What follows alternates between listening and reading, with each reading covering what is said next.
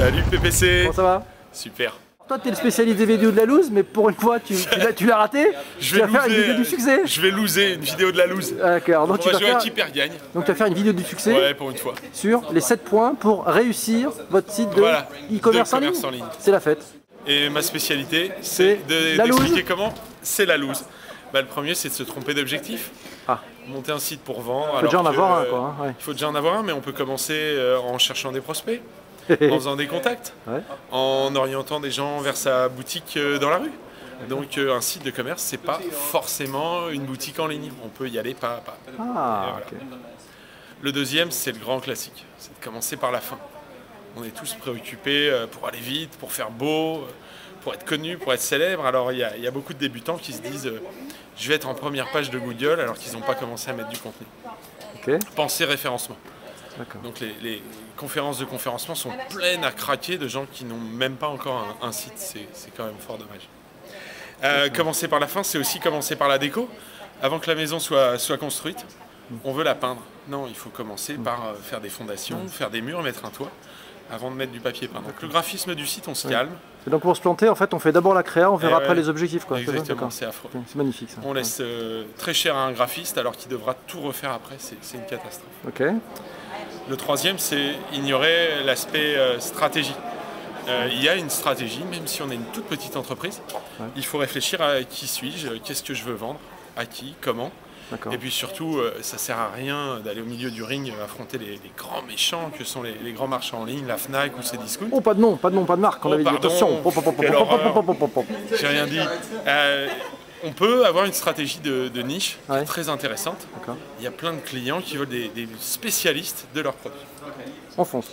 Après, rester discret, le quatrième point, c'est une grave erreur que de rester discret sur le web.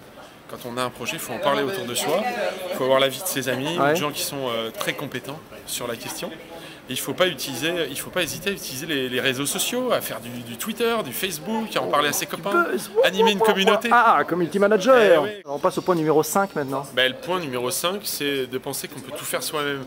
Donc, je sais pas, moi je rencontre des petits entrepreneurs qui se disent j'ai besoin d'une voiture pour aller acheter le pain et je vais faire le constructeur auto, je vais repartir de zéro et passer ma vie les mains sous le capot. Alors c'est marrant quand on fait la queue chez Surcouf de voir tous ces bricoleurs, mais un site de commerce c'est un outil professionnel.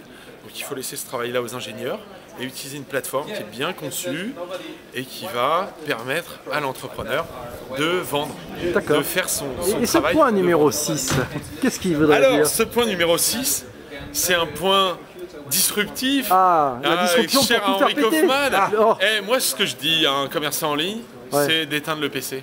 Il faut éteindre le PC? Mais avec la casquette, t'es encore plus beau là. Je veux dire, il faut arrêter de rester toute sa vie devant le PC. Les commerçants en ligne que je connais qui sont le plus performants, qui font autre chose. Ils ont adapté leur vie à la souplesse du commerce en ligne. Ils vont chercher leurs enfants, ils font du sport, mais parfois ils travaillent la nuit. Mais ils vivent. Ils vivent, ils profitent de la vie. Donc éteignez le votre PC quand vous pouvez. Ça, c'est une façon de rater ou c'est pas une façon de rater? Non, une façon de rater, c'est de rester scotché dedans dessus 24 heures sur 24. Sinon, on n'avait pas compris. Point numéro 7? Point numéro 7, il faut oser être soi-même.